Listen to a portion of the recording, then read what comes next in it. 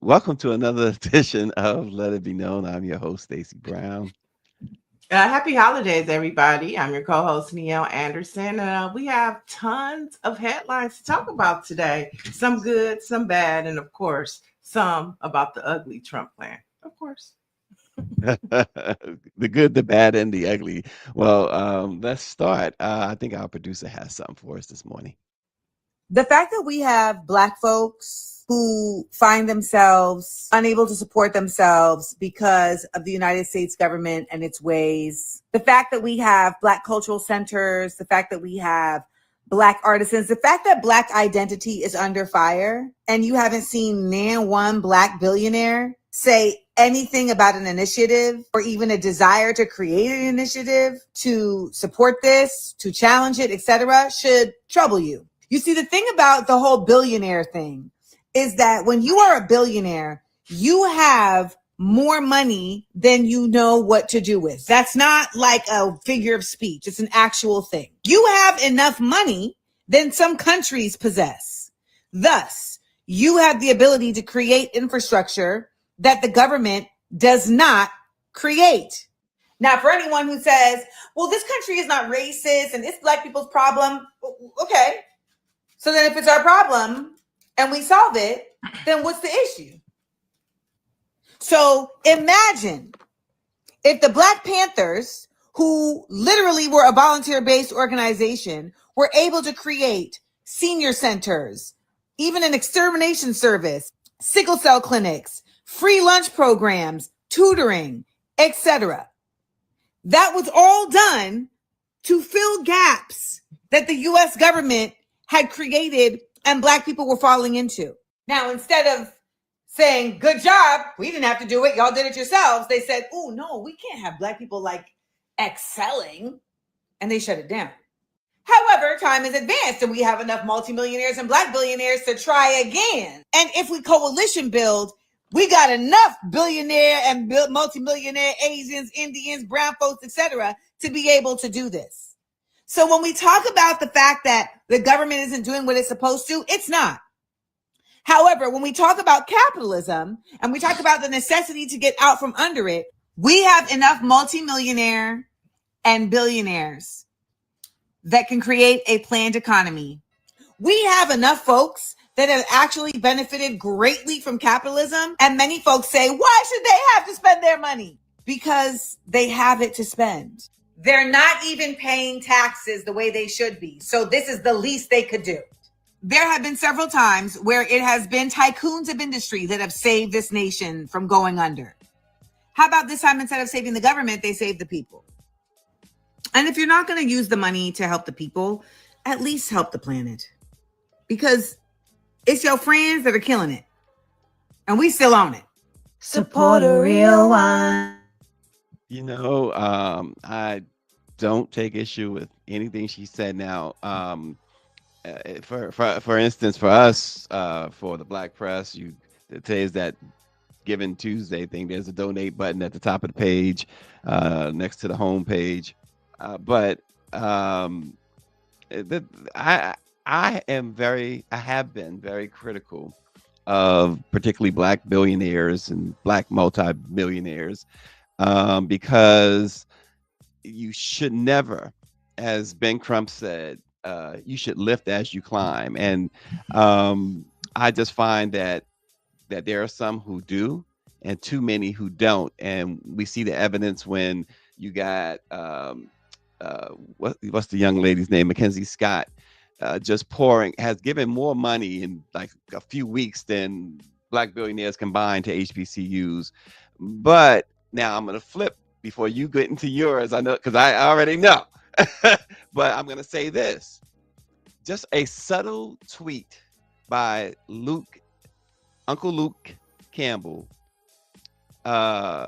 made me realize something that is pretty obvious, but made me realize why these Black billionaires, many of them, not all of them, but many of them don't lift as they climb.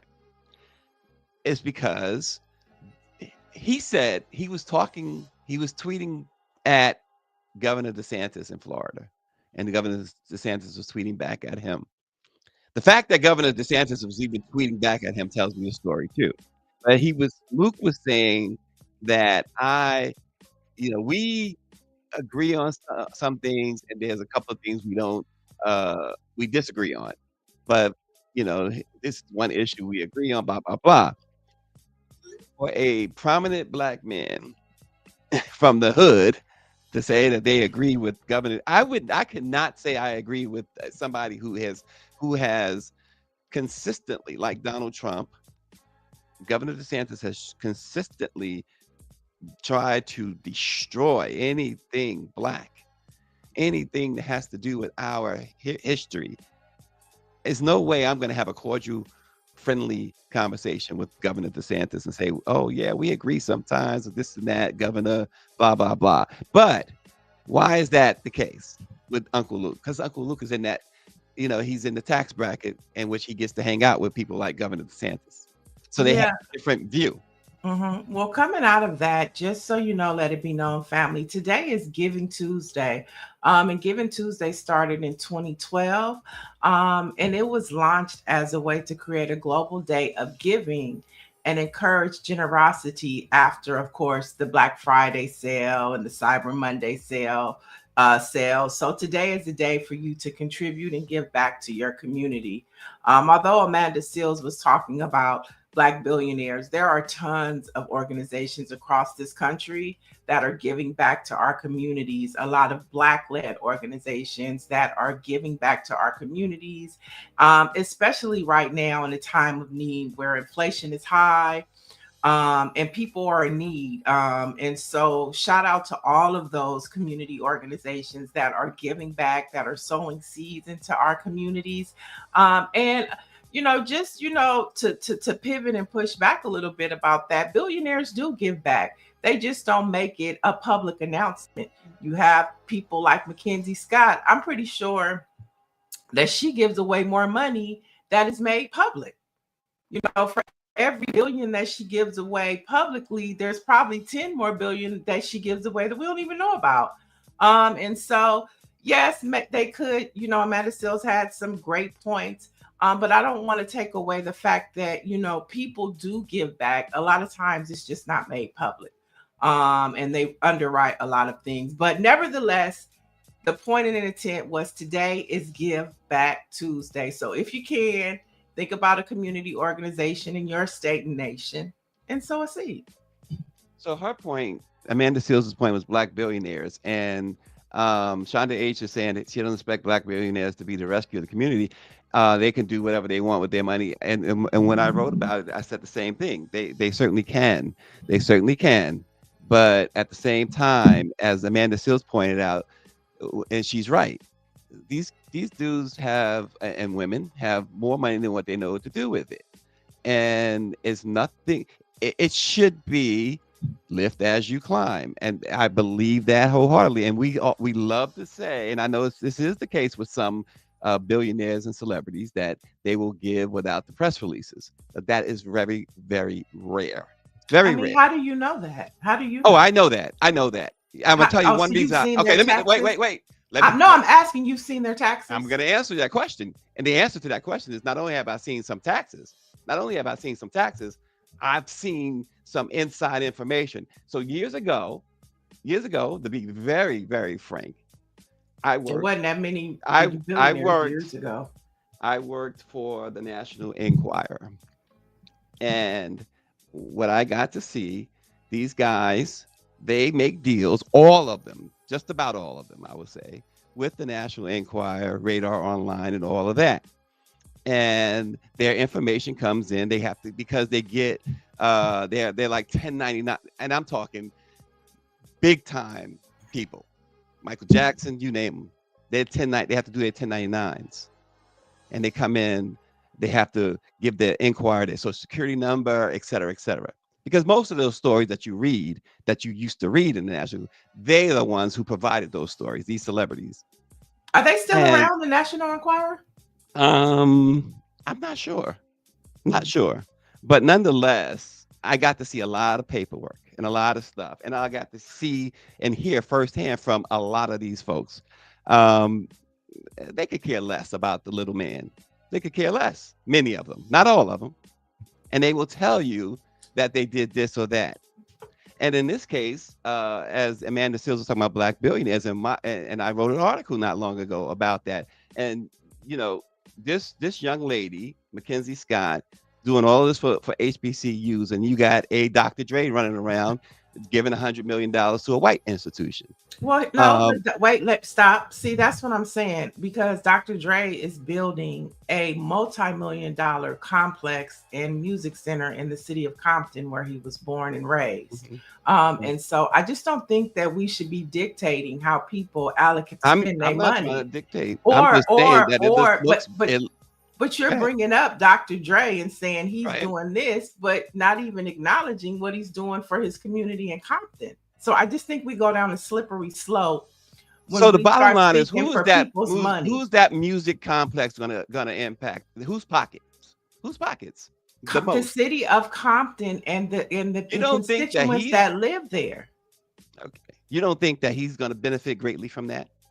So okay, so first it was they don't, and then when they do, I it's don't like see what he's who doing. You're benefits? saying a music complex. I don't see that that's a And benefit. it's an education facility. The whole city at the Compton High School, Dr. Dre is helping rebuild that school. Mhm. So I Who mean, built the school in Africa and everybody got sexually assaulted? so do you want them to do something or not? I'm saying be intentional about it. Be very intentional about it. What I'm saying is that there are more who don't than those who do. And we tend to excuse these people because they have made it. And many of them have made it on your backs. And so you want to excuse it, you can go ahead and excuse it. Our I'm not problem is excusing excusing it. it. I No, just I'm not. really don't Yeah, care I'm how not they talking about spend their you money. Yeah. personally. I'm not talking about you personally. I'm talking about you. When I say you and we talking about, I'm Mhm. talking about black people. Black people in general, we tend to, because they are now a white celebrity, we don't excuse, but we're quick to excuse a black celebrity or black billionaire when we see that they are going down that road in which they are only supporting by their actions, by how they spend their money. They're not supporting us.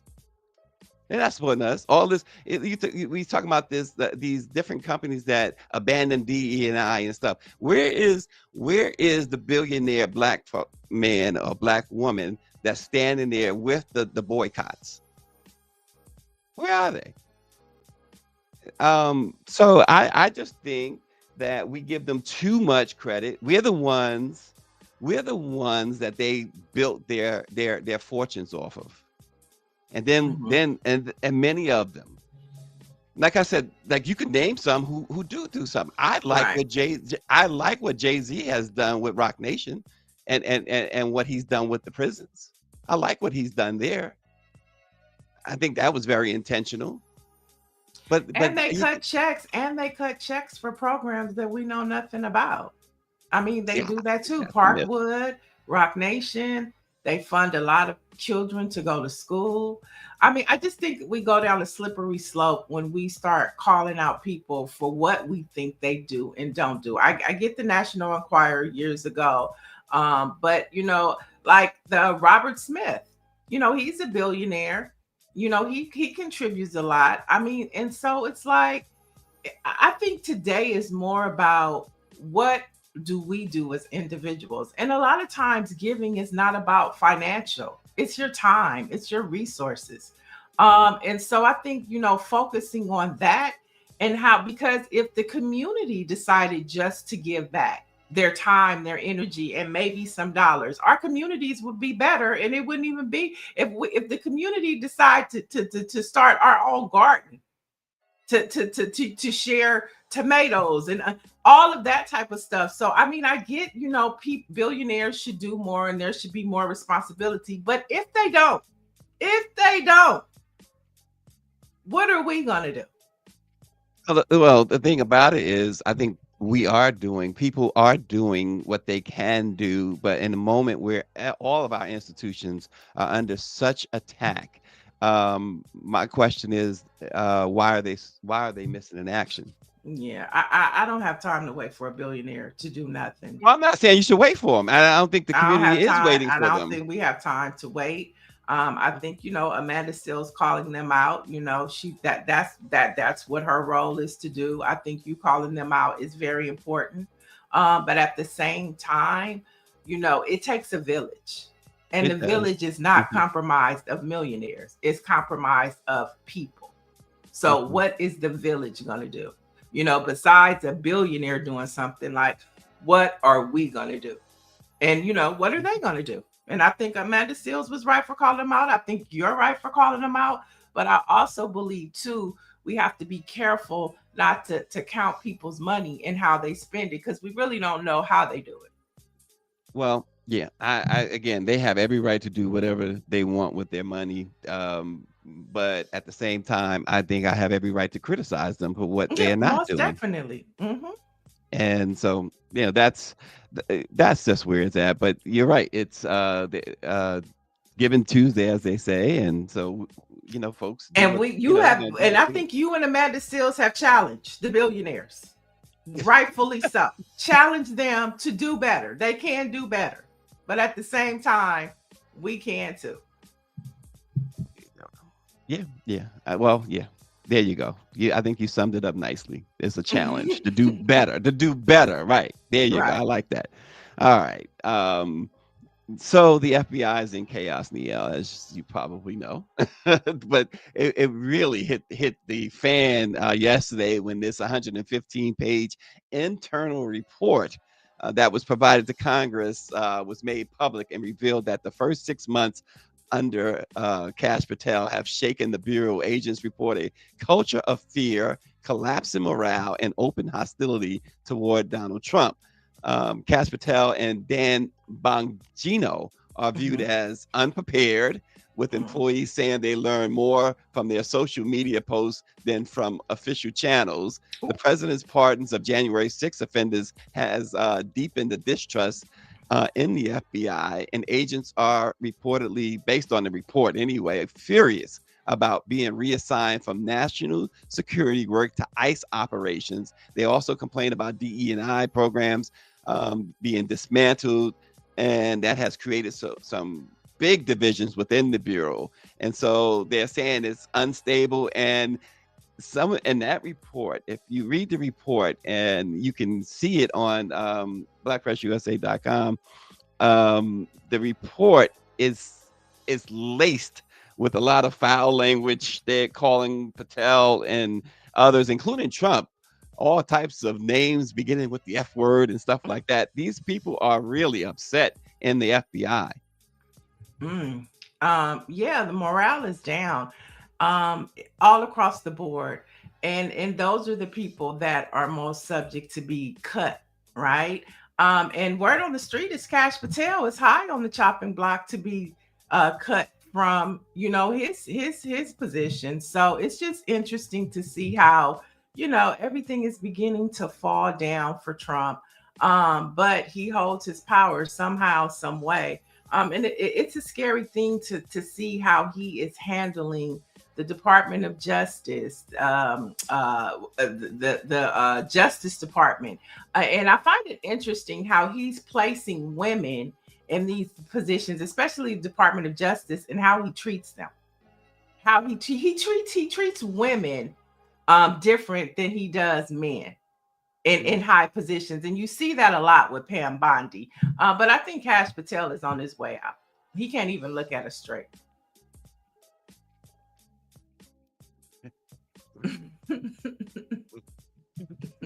Okay. um,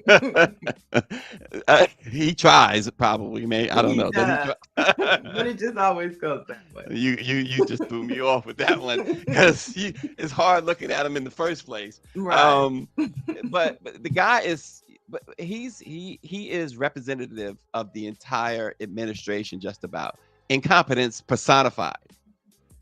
DE&I hires personified all throughout that administration. They are so incompetent. Many of what's the Department of War guy, Heskett, whatever, Pete, whatever. Except Pete Hes- Hegseth. he Hegseth. yeah, sat That one. before Congress and couldn't he could barely answer the question of what's his title. The Right. guy is so they all are so incompetent that the only thing that they do well is what got them the job and what's keeping them the job. And then we know what that one thing that they do well is? Yes, Trump. Yes, yes, Trump. Yes, yes, yes. Yes, boss. That's it. That's it. That's all they do. That's all they do. Dr. Marilyn made a point. She says, I think we are hurting as a culture and looking for someone to blame because we don't have the answers. We need help. I think asking instead of pointing fingers will go further. And like, I think two things, somebody else said two things could be right at the same time. I think, Stacey, you challenging and Amanda Seals bringing up those points are critical to the situation. But I also think at the same time, we have a part to play in it as well. So I wholeheartedly agree with what Dr. Marilyn said. It works both ways. Bobby Henry is watching. He says, okay, you rich people, rich black people, prove Stacey wrong. You got a chance to do it now. Look, there are all I'm saying is there are black institutions, knowing that they are under attack too, knowing that this administration wants to do away with anything that tells you anything about black history, which is American history. They want to do away with it. Whether it's the Smithsonian National Museum of African American History and Culture, whether it's the Black Press, folks have a chance to take a stand, and folks with the means to do so, where we not just for the Black Press, but just for institutions that represent this our community so well, there's a chance to say, you know what, let's do this ourselves, so we don't have to depend on them anymore, because they've shown themselves to be people we can't depend on. We thought, well, I didn't think, but the majority of folks thought that the turning point was George Floyd. Oh, Black Lives Matter all over the world. And and I was told by some in certain positions, oh, things have changed now. We're not going back But to that the was way a it used turning to be. point. That was a turning point. You Mhm. can't take that away. What happened was significant, but Mhm. then you had rich white men watching what was happening and rolled it Right, all back. But you can't right. take away, and those are pivotal moments that we have to continually remind ourselves to get back to, right? Mhm. Because Mhm. we did make steps forward. We did see a push. We did see legislation and policy made. Although it didn't Mhm. pass, it doesn't mean that it's gone. And when you think about the book, I would encourage I just got a copy of Jim Clyburn's new book. And he told us the story when we were in DC about sometimes it only takes one vote. It only takes one pivotal vote. It was one vote for the Civil Rights Act. It was one vote for the Civil War. So sometimes, it may take a long time, like it took a minute to get voting rights. We got civil rights, but then it took a minute to get voting rights. So we can't dismiss pivotal moments just because white men try to take it away from us, because that cannot be discredited or discounted. Right. And so there's no question it was a pivotal moment. But my point to Niel is that y- don't go back to allowing them. And I'm talking about now, I'm not talking about the political part of it. I'm talking about the corporate part. Corporate America made all these promises, made all these pledges, and Right. then let's not, I'm saying our institutions like the Black Press, our institutions like the Smithsonian African American Museum, the African American, forget the Smithsonian, but the African American Museum in Memphis, where King's hotel room has been preserved. African American Museum down south in Charlotte. I'm saying Black Press, Black folks who have the wherewithal, preserve these things so that we don't need to have to consider corporate America anymore, white corporate America anymore. preserve them because they're so important. They should be important enough because most of these billionaires that we're talking about, and certainly a great majority of celebrities, the first bit of ink they ever got was the black press. So preserve them. Make it a mission so you don't have to turn to Amazon, or you don't have to turn to Nestle, or whoever you might turn to, GM or whoever. Right. That's all I'm saying. But you're right. It was a pivotal moment that will never be forgotten. You can't forget that. That was the most in our lifetime, in my lifetime. Because King and those marches was not in my lifetime. Right. I was born the year King was killed. So I didn't see any of that.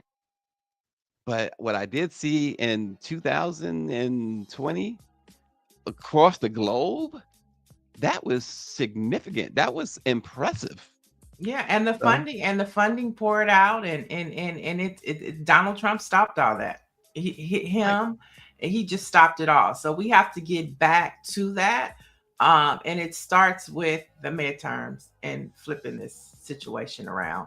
To get back to now, we were on equity. We was like, okay, we have enough equality, and that's not really doing what we needed to do. So let's start getting to the equity. The minute we started getting to the equity, they was like, oh no, they doing way too much. Um, and so we have to get back to that. And I mean, we can't, you know what I'm saying? We can't lose focus. We can't lose hope. We just have to continue to find the funding. We always do. We always do. And it might not come from a billionaire. It might just come from us, doing the work, people seeing it and investing in the work that's necessary to be done. And I think it's going to happen. I see different people watching the show because people are hungry. If a child is hungry and you feed it, they'll keep coming back. If you start putting food on your porch, the cat or the dog is going to come every day because they know they're going to get that food. If we continue to put out what now Donald Trump's world is missing, they're going to come. And guess what? Economics and the economy and capitalism, they're going to invest on where the people are. So, Mhm. there's hope. There's hope. They'll come. Keep They'll hope come. alive. Keep hope alive. David Oh, Childs made a good point, though, real quick. I want to bring up to what you were saying, what we were talking about. He says, I genuinely think Donald Trump sees all women as less intelligent, and he is a hardcore misogynist, sees women as objects. Totally agree with that. Totally 100% agree with that. and RNG says, well, he does a podcast journalism, and he call out black millionaires all the time for their lack of interviews with the black press. Marshall It's Falk, the new important. head coach of Southern, has never given an interview. And these things are true too. And to me, the ultimate test, again, I'll speak for myself. I've interviewed a lot of superstars, a lot of millionaires, but the overwhelming majority happened when I was working for the white press. And even now, when I sometimes freelance for the New York Times, I call up if I say, "Hey, I'm doing a piece for the New York Times," I get a immediate response almost Hmm. calling for a black press. Oh, such and such is not available. It's too much of that. No, I mean, And I totally, it's a yeah, I large mean, I sample know. size of that. Mhm. Yeah. Um, that's another problem that we have with certain folks. But Yeah, I'm I with mean, you, I think RNG. it definitely depends about with the outlet. The outlet does matter, but there are some like I used to work for Kathy Hughes, Radio One. People Mhm. plot you pick up the phone, they show up. You know what I'm saying? Right. You call for a different outlet, it doesn't happen. So I mean, it just depends. But for the most part, it just also depends on how you finesse it too. That that But part to your too. point, yeah, yeah. Hmm. To your point, yeah. Hmm. Folks, so they're coming down to the nitty gritty on the Affordable Care Act subsidies that help more than 20 million Americans afford health insurance. It's going to expire at the end of this month, those subsidies. And so when you get your bill for January 1st, it's going to be astronomical unless Congress does extend the subsidies, and many of when we talked a little bit about this yesterday, Neil, about the Republicans. A lot of the Republicans are getting a little scared about because the midterms are getting closer and closer, and they're getting a little scared, and some of them want to do a deal. And there's a faction, folks, who actually have floated extending the subsidies by 2 years, when really uh, the Democrats was only asking for 1 year, with the assumption or the hope that they would win next year and that they could keep it forever, I guess. But still, Donald Trump, even a few days ago, now he flip-flops, but he says, I guess we're going to have subsidies. But they have not yet come up with a plan, but the clock is ticking fast. Yeah, Republicans never have a plan. Their plan is just to say no to what Democrats' plan, right? And then they'll co-opt the Democrats' plan and make it and put their title on it. And sometimes it's the same thing that the Democrats presented, and they just put their name on it. But to your point, a lot of Republicans, the issue is they have to go back to their districts. They have to show up to those town halls. They have to go to their congressional offices in their districts, and their constituents are not happy. Okay. So if they want to keep their seat, some of those Republicans are going to have to bend. Okay. I'm not saying bend over, but they're going to have to bend. No. There she go. Nonetheless, well, they do it for Trump. They bend over for Trump. Okay. They bend over. Okay. Oh my. Woo, see what but they're gonna have to. They're gonna have to, because if they want to keep their seats. Yesterday we talked about how many Republicans and Democrats are jumping ship. Now, for those who want to stay and play, some of them are going to have to, listen to their constituents. And if they want to keep their votes, they're going to have to keep them happy. That means they're going to have to, maintain their Social Security. They're going to have to retain their Medicaid and Medi-Cal. They're going to have to maintain their Affordable Care Act, affectionately known as Obamacare. They're going to have to do it.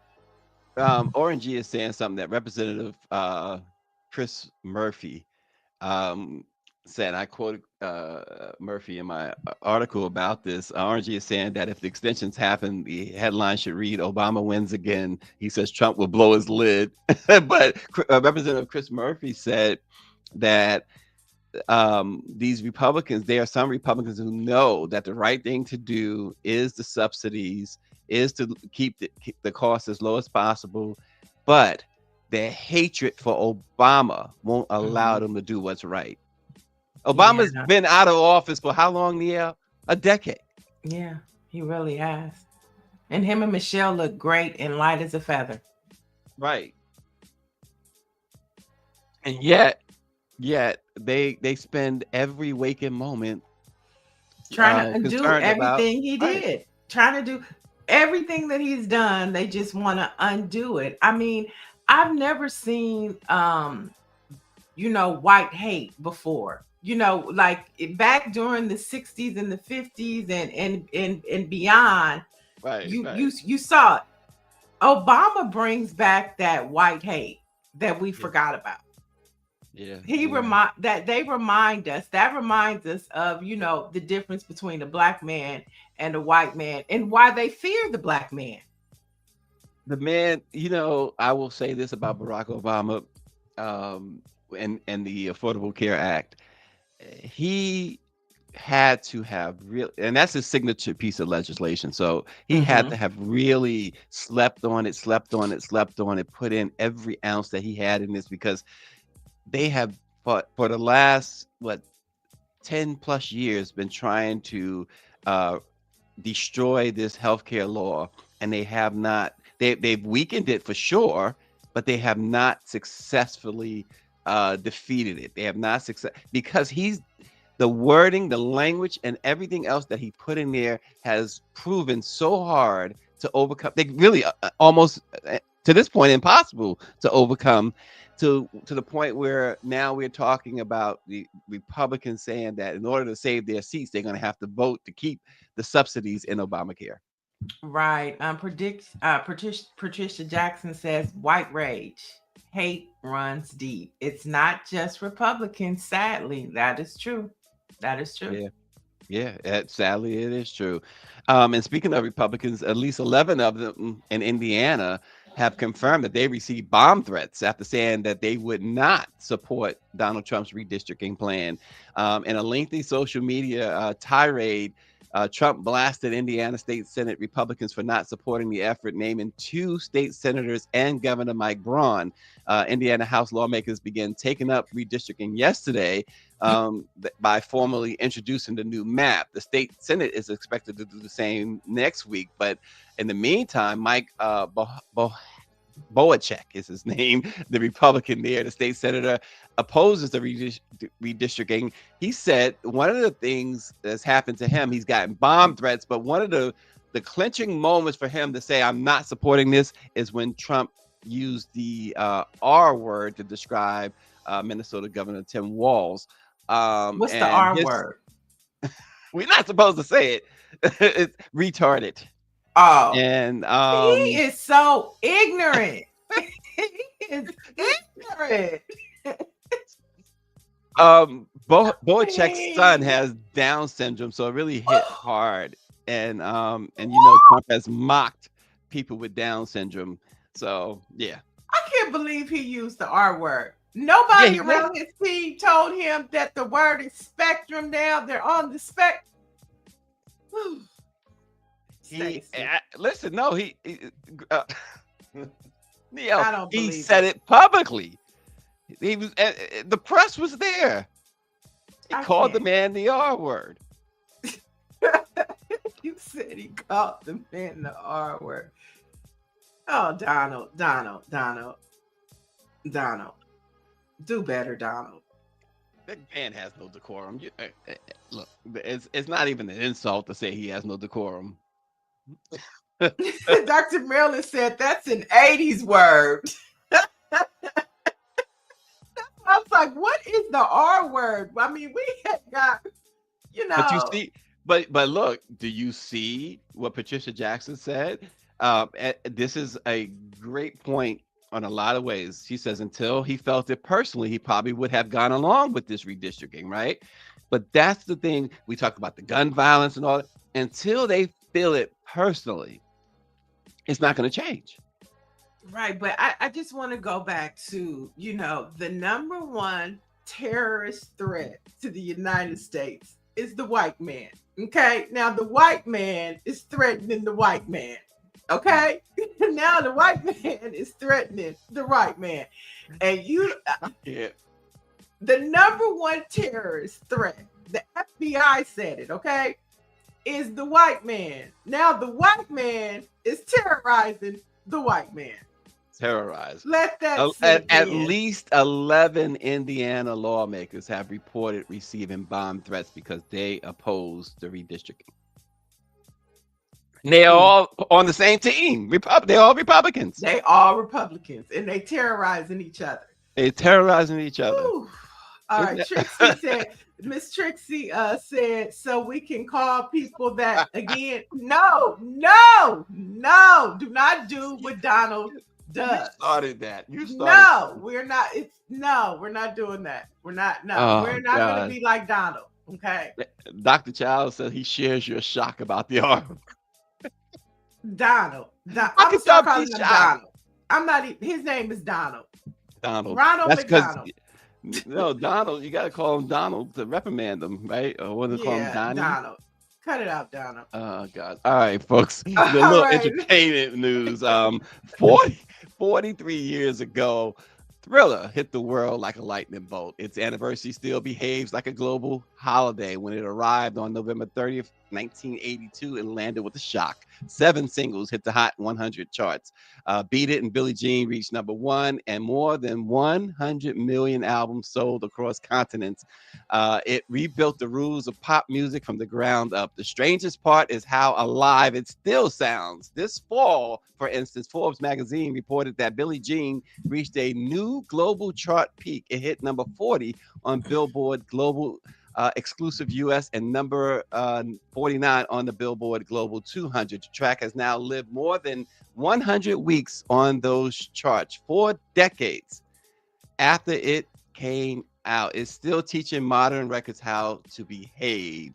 And of course, Thriller every October, because of the Halloween holiday, Thriller jumps up exponentially. This year, it went up to number 10 on the sales chart. So listen, Thriller has never aged. It has simply kept traveling. What's your favorite song on Thriller? Why did I think you were going to ask me that question? Perhaps Human Nature. Oh, I think mine is PYT. Isn't PYT on? Yeah, Thriller? it's on there. Yeah, that's my favorite. Because I was a Janet Jackson fan at that time. And I used to like, oh, there's Janet and LaToya singing background for Michael Jackson. That's the thing, that an artist can create such a record that it just stands the test of all times. I mean, we decades and decades away from Thriller, and here we are. 49 years? Unbelievable. AI could never. This is what I'm saying about, all of this conversation about how AI is taking over the music industry. I think it will have impact, but there are some artists that you just can't create in AI. And Michael Jackson is like that type of artist. Prince is that type of artist. Beyonce is that type of artist. And so they could never recreate an AI Michael Jackson. I mean, they could in like, okay, we could see him in our timeline, but I'm just talking about the artistry, the total package. You can't duplicate that.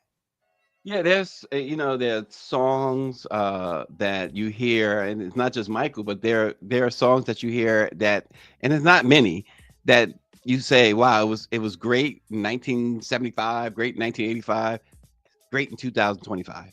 Yeah, like a Teddy Pendergrass song. Like exactly.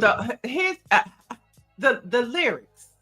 You can't. I understand now why women were throwing their panties at Teddy Pendergrass. I was cleaning up over the break, and I had a rotate, and I was listening to the lyrics. I was like, Teddy. Oh my! Come Teddy on, said, go "You got, me." you got what I need." Teddy said, and Okay, that's what he said. the lyrics, they could never. I saw Ray J was talking to Keith Sweat, and Keith Sweat told him that you and all these little young R&B singers, y'all need to stop cussing and find a way to talk to women. There's Teddy. I mean, the lyrics, the way he sung, they could never. Maybe Usher is on that Teddy, vibe. But I can't think of like another artist that could come close today to the way Teddy was macking to women. I can't think of one. Stephanie Mills Today. told us. Stephanie Mills tells the story. She told us the story. She says, when she sang with Teddy, she said, I was looking at him like he was my big brother. She said, my gosh, did I mess that up? Oh, and one of my favorite songs is by him and Stephanie Mills, Two Hearts. I love that song, Two Hearts. But yeah. Trixie says, "Want to be starting something" is her song. Oh yeah, because he's not saying "Mama say, Mama sa, Mumaku sa." Here we go. What is he saying? What does he say? It took me. I was well past like 2 years ago when I really found out what he was saying, and I still can't remember. But it ain't "Mama say, Mama sa, Mumaku sa." I'm gonna say it one more time. That's what he says. Something like that, yeah. No, where did we and I get Mama won't say, stop or Mama something like Sa, that. Ma Kusa? Well, apparently there's a story behind that. Apparently, that it was some sort of African thing at first, but it was something that they wasn't supposed to use, and so they told him he couldn't use it, and so he just substituted it with something like, I'm gonna say it, and I won't stop or something like that. I'm gonna say it, and I won't stop. I'm gonna say it, and I won't stop. Oh, Michael Jackson forever. And we also having a Black History fact. I didn't even see, but we have a Black History fact about MJ. So today is MJ Day, okay? It's Giving Tuesday and MJ Day. We just gonna say it. All right, Yeah. a couple more headlines to get through. Let's talk reparations, Stacey. So Santa Monica, California is paying up to $350,000 to the family of Silas White, who was a Black entrepreneur whose land was taken by the city of Santa Monica in the 1950s. Now, Silas White planned to open the Ebony Beach Club, a space for Black beachgoers who were excluded from local venues at the time. So the city seized the land, as they do, through eminent domain, stopping the project altogether. Now, this is part of what Santa Monica is calling a broader reparations effort. Now, I don't know if 300K is enough. We don't know if the family has accepted it, but it's a start. It's a start. There was another California family that we talked about. Bruce's Beach. The Bruce, Bruce's Beach. right? That's it. Yeah. And that was up. That was up past Long Beach. Where? Bruce's no? Beach is Manhattan Beach. It was Manhattan Beach. Okay, there you go. Yeah, it was Manhattan right. Beach. And that was thanks to Steve Bradford. We've had him on the show. He's a former state senator, and he was pretty much on the reparations task force here in California.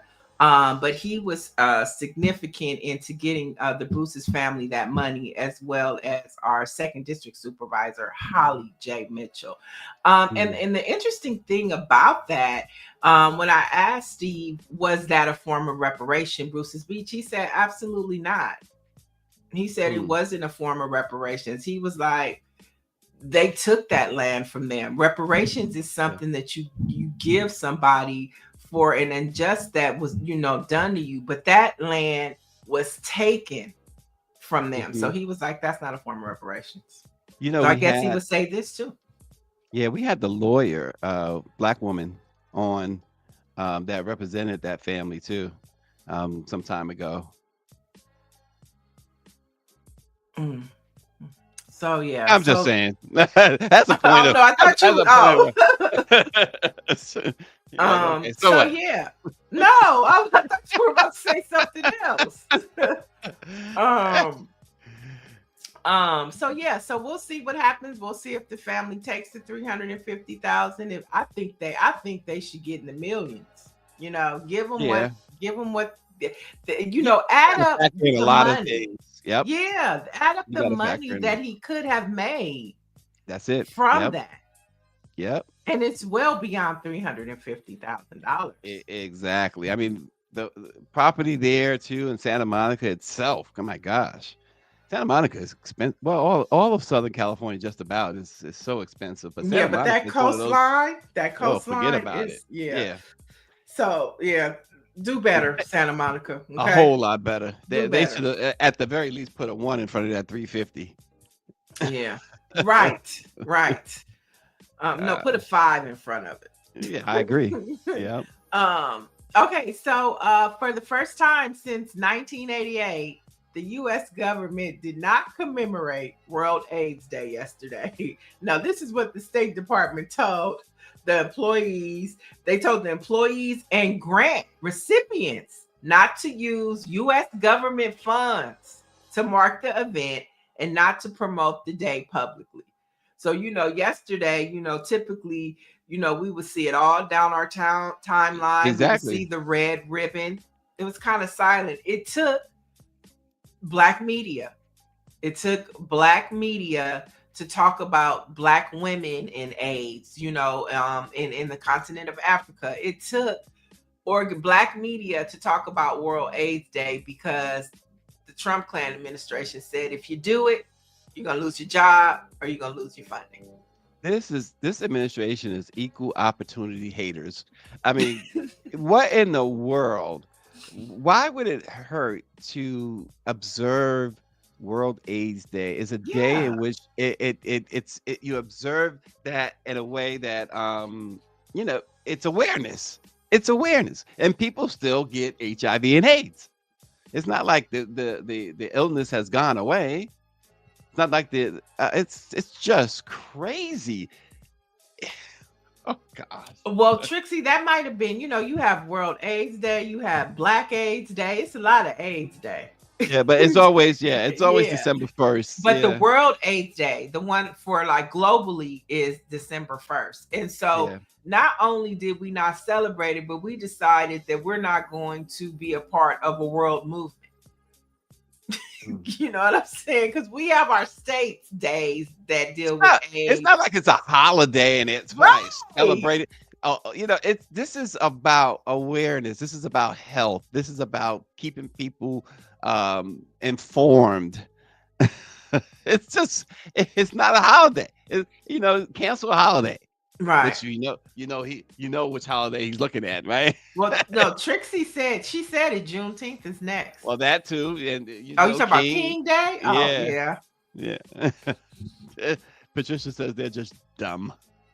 And we touched on AI a little earlier, but the White House, reports are saying that the White House has drafted an order directing the Justice Department to sue states that pass AI regulations.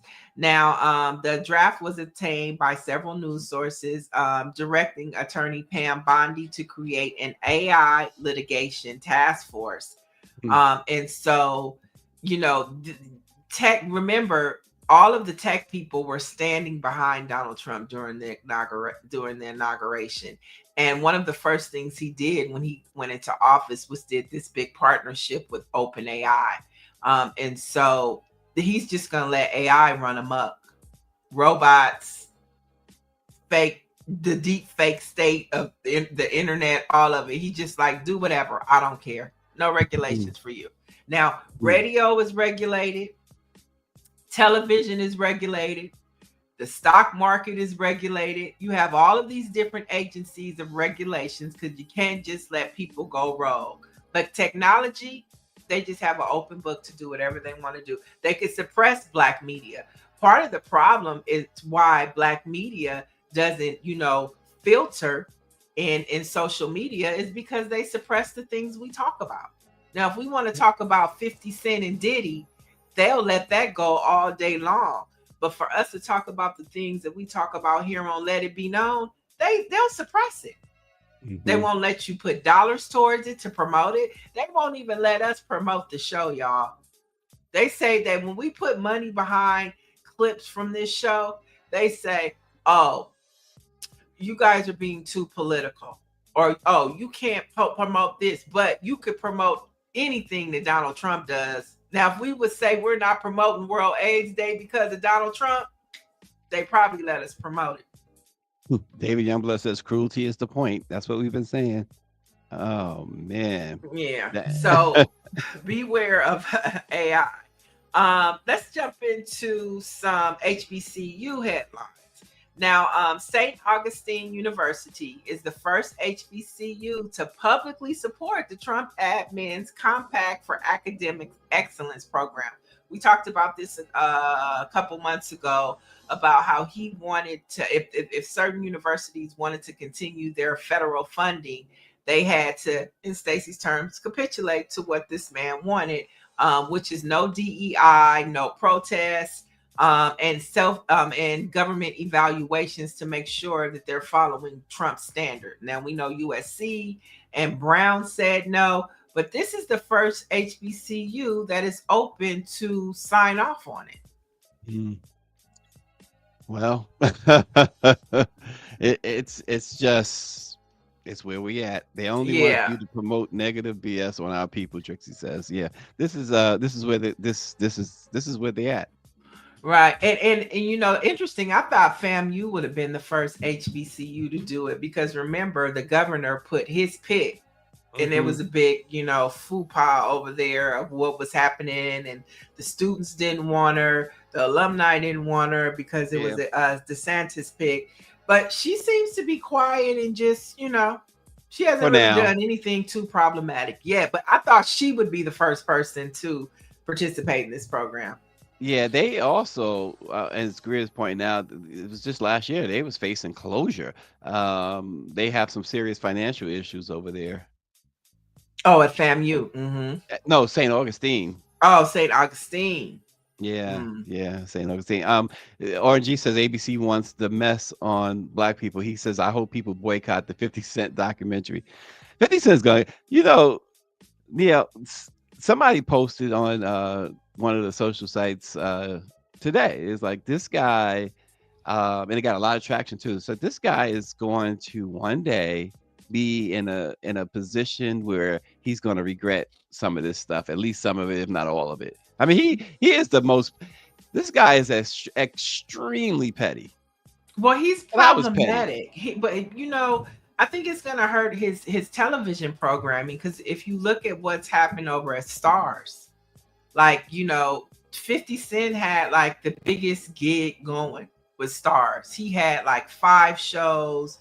People were, we don't even watch Forces on right now with Tommy, and it's horrible. He lets his personal ego get too involved, and that's something that like you can learn from executives. They don't get involved in debates with their talent. Your talent is your talent. You can't get into a debate online with your lead ghost, Amari Hardwick. You know what I'm saying? Or BMF. You can't get into it with Big Meech, and just mess up a whole franchise. And so I'm interested to see when he does come back with these series, how many people watch, because he becomes bigger than the show, and you should never be bigger than your show or your talent. You let your talent ride. Yeah.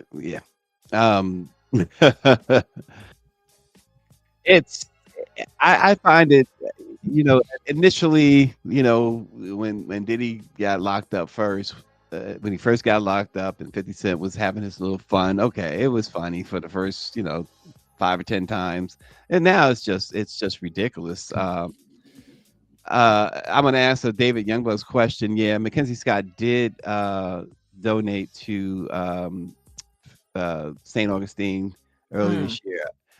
She gave a $5 million endowment for St. Augustine.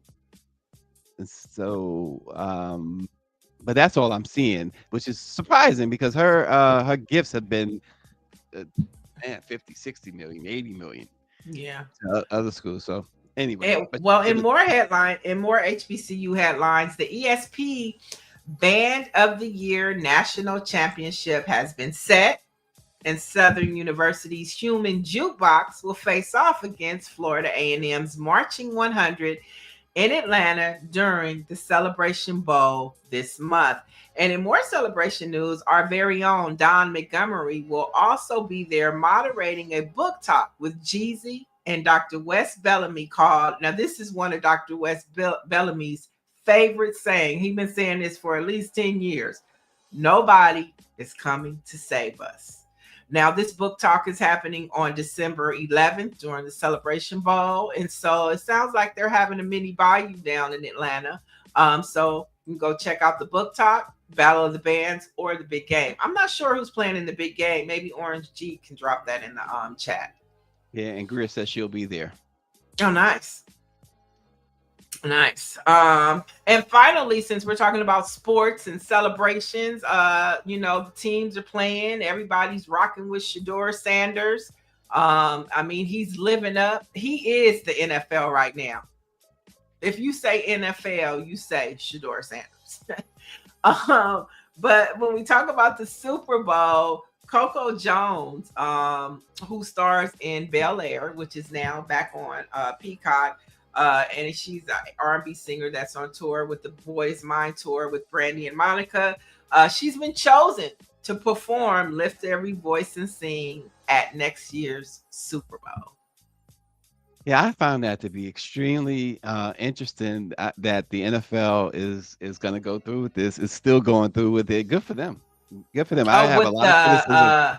the Black The Black Anthem. man, yeah, Mhm. I have a lot of criticism of them, and I think rightfully they deserve all the criticism they get. But it's amazing that they are allowing this because their commissioner and a lot of those owners are in bed with Trump. Yeah, I mean, so we're gonna have Lift Every Voice and Sing in the beginning of the show, and then we're gonna have an all Spanish halftime show. Now that's what you call making America great again. Oh, we're talking about the gosh. Celebration Bowl, Orangey. Who's playing in the Celebration Bowl in Atlanta? This coming up weekend. Is it this? No, next weekend. It's next weekend. Or this You said weekend. It's you the said the 11th. 11th. Yeah. Tickets are on sale now. That's all I know. Right. I didn't see who was playing. He'll let us. Orangey will let us know. He will let us know. I'm What else still we got? mad. I'm still Oh. mad, David Childs, too, at the NFL about Colin Kaepernick, too. Hmm. Well, we talked about that recently too, right? It's like I said, the NFL is very problematic. That's why I just find it very interesting that they are actually going to go through with this and have Lift Every Voice, and even the halftime show. They signed that over to Jay-Z some time ago, so he's selecting the halftime performance. He has been and continues to do so. RNG says the MEAC champs, South Carolina. I don't know who else is in it though. Mm. So we'll find out. We'll That's find right. out. That's right. Now let's head into these black facts. Let's do it. On this date, folks, in 1884, Granville T. Woods, remember that name? He's a black man, patented and improved telephone transmitter, which combined the telephone and telegraph and was called the telegraphone. He would later sell the rights to this invention to none other than Alexander Graham Bell. So it was a black man behind the telephone, folks. Stoplight, telephone, iron, blow dryer. We did it all. Yep. Now, is that DEI or is that just, Right. I don't know. Okay. But we talked about Michael Jackson earlier, and interesting fact, on this day, MTV first aired Isn't that the something? 14-minute music video for Michael Jackson's Thriller on December 2nd, 1983.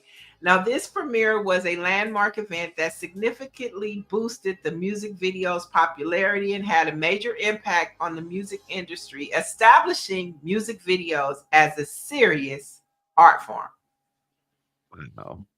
Wow. And every music video, he called them short films. He didn't call them videos, but everyone after that, including Thriller, was a primetime special event.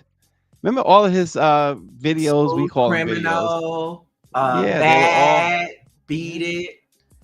Yeah, they were primetime events, networks with and mostly CBS because at the time he was, Epic and CBS were the same company, and Sony, of course.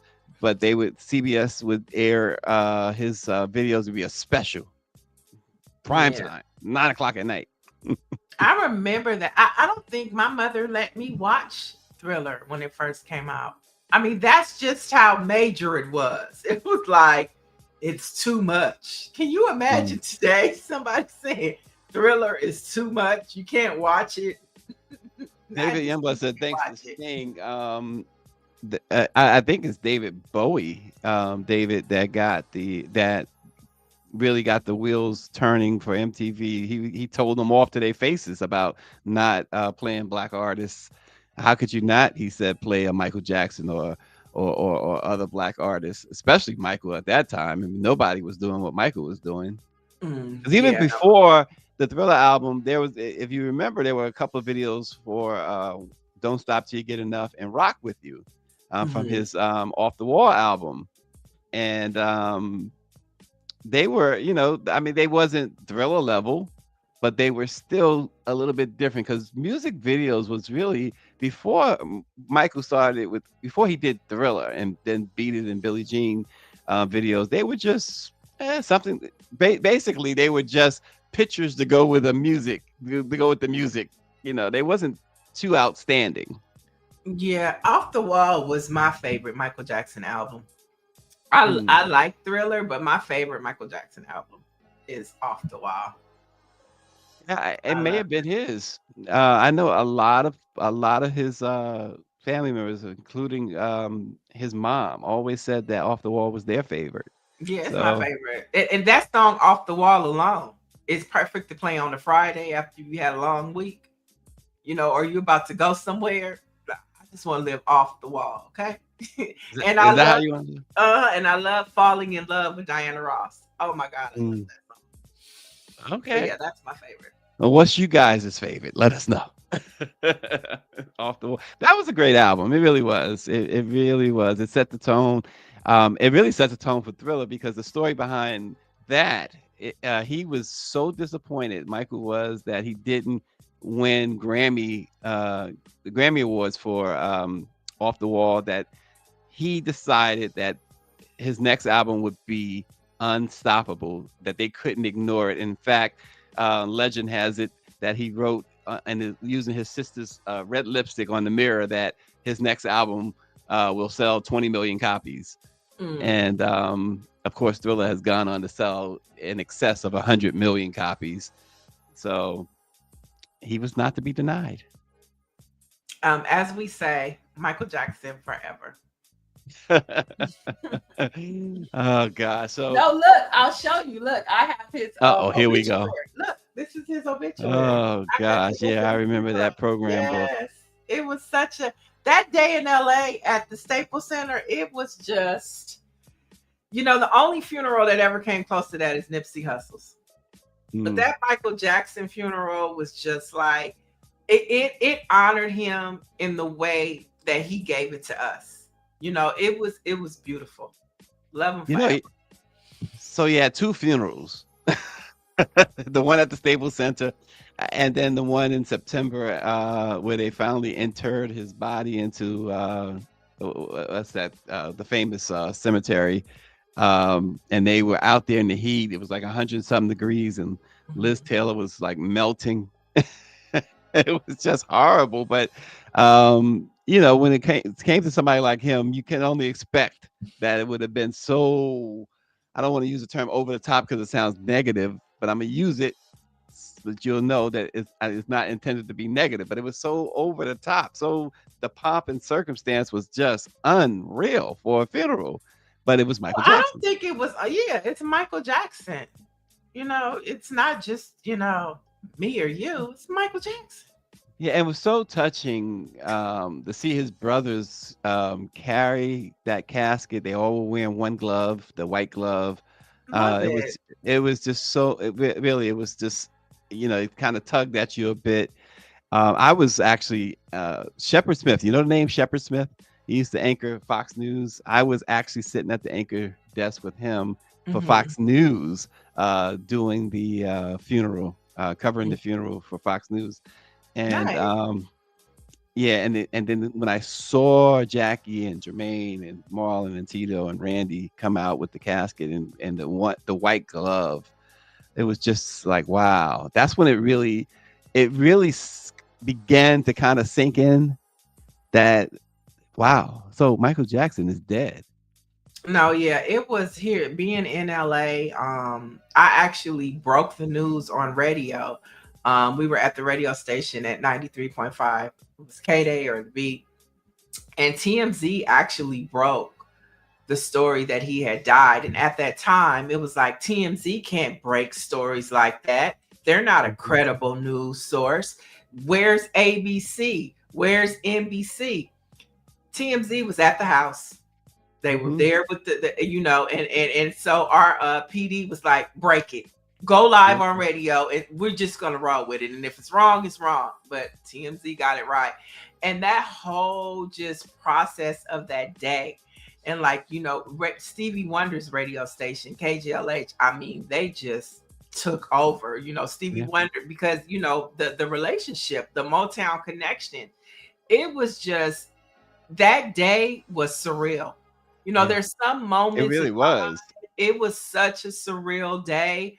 And you didn't want to believe it, but radio got I didn't believe it because I thought, because I got a call and one of his siblings called me and Mhm. asked me, "Is it true, Stacy?" His sibling called me and asked me that, and my response was, "Well, you know how your brother is. He don't want to do these concerts. He's faking." He's faking this heart problem or whatever it is. That was my response. I won't say which sibling because I don't want to cause any issues Mhm. with the fans, not with the individual, but one of his siblings, and I was like, yeah, I don't think so. And then like I hung up with that person, and the phone just was blowing up. I mean, news stations and outlets and other people were calling me, and I'm like, oh my goodness. So I remember walking into the house, and you mentioned ABC, and ABC was reporting that he was in a coma, and I was like, this is weird. And as you said, it finally broke. TMZ was like, he's gone. Yeah, TMZ was at the house when it happened, when Hmm. the paramedics was there. Like, they were giving you real-time account as to what was happening. That day, news was well behind. They were well behind Yeah, the story. And TMZ was bold enough. And I think that was the pivotal moment that people went, TMZ became a certified news source yeah. because they broke that story. It was their story. They broke it from beginning to end. Dr. Mellon, though, shifting gears, said, what about Aretha Franklin? Didn't she have a casket dress change? And she did. She did. And that was the longest funeral. Okay. When the saints say we tarry with Mother Franklin. Okay. That They was the broke. longest funeral Isn't, isn't ever. that the isn't that the funeral they groped Ariana Grande? That's what you remember. No, who did it? Who did the groping? Those two preachers up there, and I remember Jesse sitting up there and staring at Ariana Grande. I was like, wait, isn't she like 12 years old? That was the longest celebrity funeral in history. Nobody's topped that. Michael's funeral wasn't that long. Aretha had the longest funeral in history, She had the longest funeral in celebrity and she history. had the most black will, the most black person will you'll ever have. She wrote whatever she wanted on a piece of paper and stuffed it in the couch, Okay, and kept all her money in her purse. like Orangey under the mattress. Dr. David Child says all black funerals are long, Neo. Yes, but Aretha Franklin's funeral went past 4 hours. Okay, that Mhm. Wow, that's a lot. Oh yeah, wow. it was a lot. But you get Yeah. you some good singing, and some good praying and some good testimonies about the life she lived. All I know is that they better have some good food at that repast, okay? Making me wait that long. She said Aretha was a diva. Trixie said she was A damn diva. That's what she said. A damn diva. Who did she want to play? Oh, she wanted Jennifer Hudson to play her. They asked Oh, her. is that right? That's right. That's Yeah, right. she wanted Jennifer Hudson. They asked her a couple other people, and she turned her nose up at them. Mhm. I think that was good. That's a good choice, right? Oh, Jennifer Hudson, most definitely. I Yeah. nailed it. Her or Fantasia. Jennifer Yeah. Hudson or Fantasia. But I think feature wise, I think they both vocally could have done it, but feature wise, I think Jennifer Hudson was more compatible. Okay. Okay, we got a fun fact video. Let's check it out.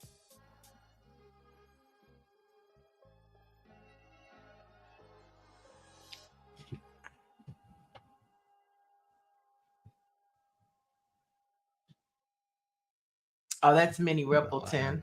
Legend Floyd, Minnie Rippleton. Oh, Yeah, I saw that. And yeah, she just said, let's do it again. oh my. Does See, she have a now death all wish? that could be AI generated. Okay. Don't put no tiger next to me. Just put the AI generation next to me and we're good to go. Okay. Wait, right.